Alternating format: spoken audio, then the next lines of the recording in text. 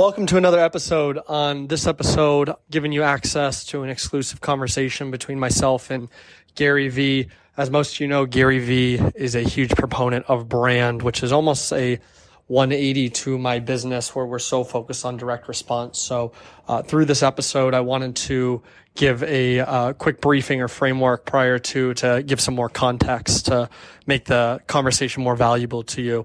At first, we're talking about how any industry or any profession can be looked at in a bad light. So doctors could be evil, lawyers are bad people, even customer service reps are dumb, salespeople are slimy, all these things. So we're talking about specifically my profession. I'm an internet marketer and the negative stigmas around it. And Gary makes a strong case because anybody and people are going to challenge you the more you put yourself out there as to your integrity. The only one you really need to pay attention to or impress is yourself in the mirror every single day. So that was a huge lesson. You'll hear Gary go further into depth with myself on, as well as branding, and all the way down to making the point where one of my last questions on the show is ends up, or during the conversation, is really an answer to my question in a question form, which sounds funny now, but I hope you enjoy. I hope you enjoy this episode. I hope you get a ton of valuable takeaway, not just for your business, but for your personal brand.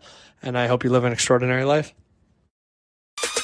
Welcome to another episode of the Anthony Sarandrea podcast, filled with exclusive interviews with experts from all fields: motivation, inspiration, personal development, business, and more. This is the Anthony Sarandrea podcast.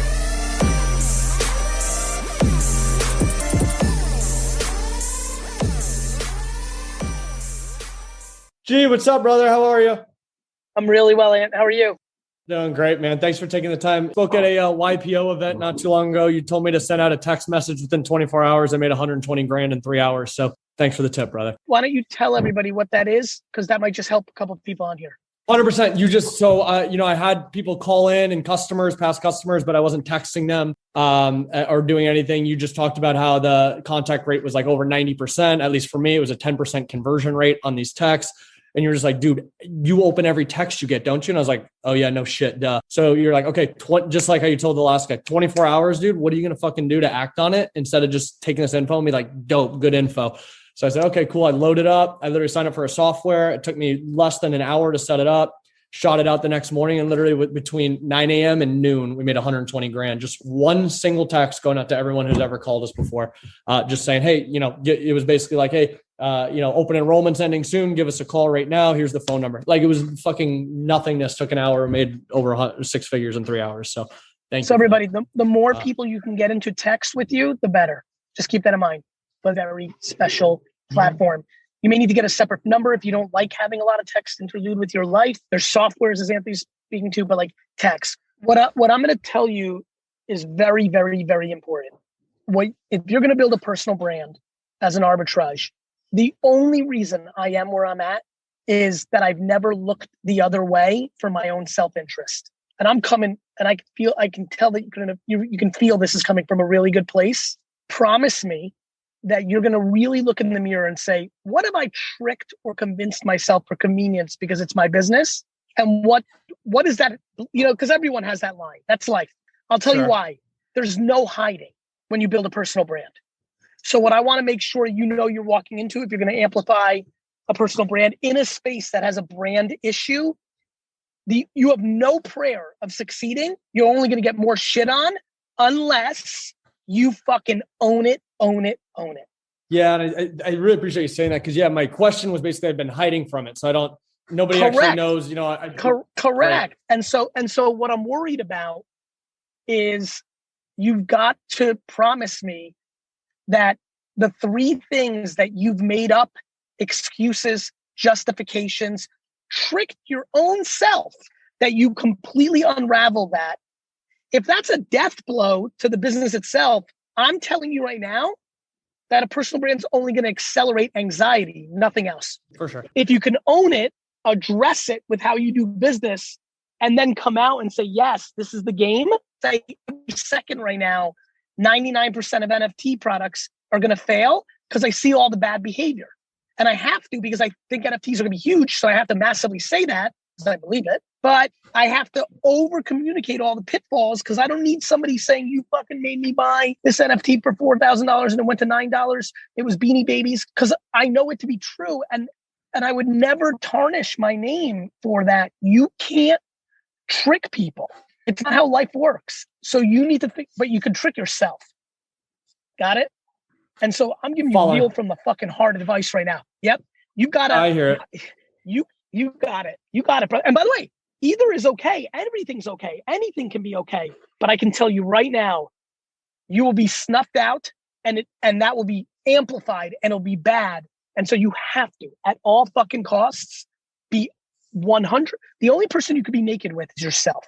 You have to. This is like the value of this entire interaction. Get naked with yourself. No fucking tricking yourself.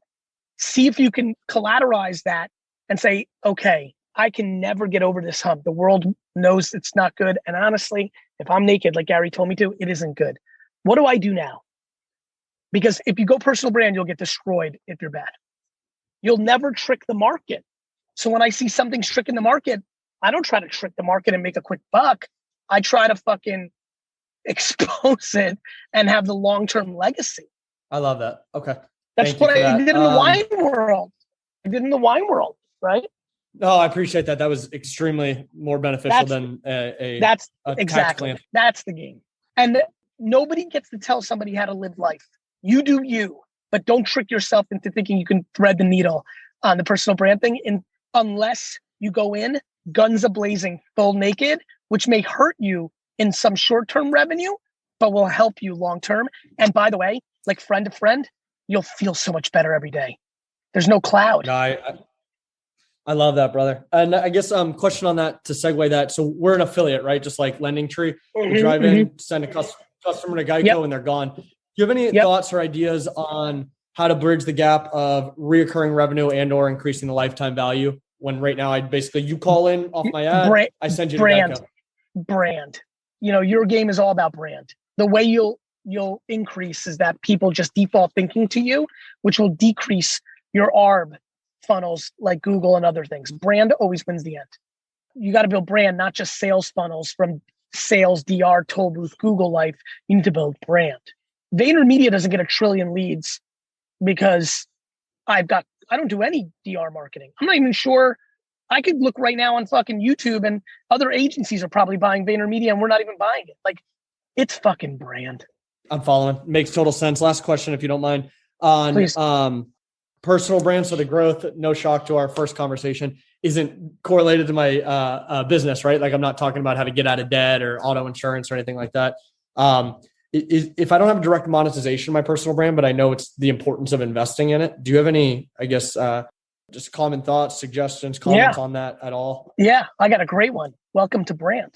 You're so stuck being sales transaction. You just described brand. I can't talk about anything that you got it, brother. You literally just described brand. You're just so binarily, right? Like it makes sense. You're math. You're black and white. Yeah. And I'm saying, brother, gray is the answer. That was beautiful what you just said. You just actually described brand. Thank you. You know what's so funny? Somebody yelled. I had an incredible meeting that I want to tell everybody here because it's going to help. Similar concept. The guy was all mad, thinks that I was full of shit, and says to me, Gary, you don't. And I knew the guy. And then let me rephrase. It's not true. I knew of the guy, but he shows up to the meeting with the biggest cross on his chest that you've ever seen in jewelry form. So I take that social cue. I've got a sense, right? I knew a little bit about him, him being a man of faith, which was cool, which I love, but he had a huge fucking cross, right? And he goes, Gary, the problem is I believe in things I can touch. He was talking about math. He goes, what you talk about, I can't touch. I can't believe in it. And so I finally took a little bit of a barrage from him. I said, can I ask you a question? He goes, sure. I go, do you believe in God? He goes, are you fucking kidding me? I go, you're not touching God. Yeah. That's brand. I believe in brand more than any math anybody here shows me because I know that's how the world actually works. And that's what you need to win on. If you're still listening to this, that means you learned something valuable on this episode. So make sure you subscribe and leave a review. We'll see you next time on the Anthony Sarandrea Podcast.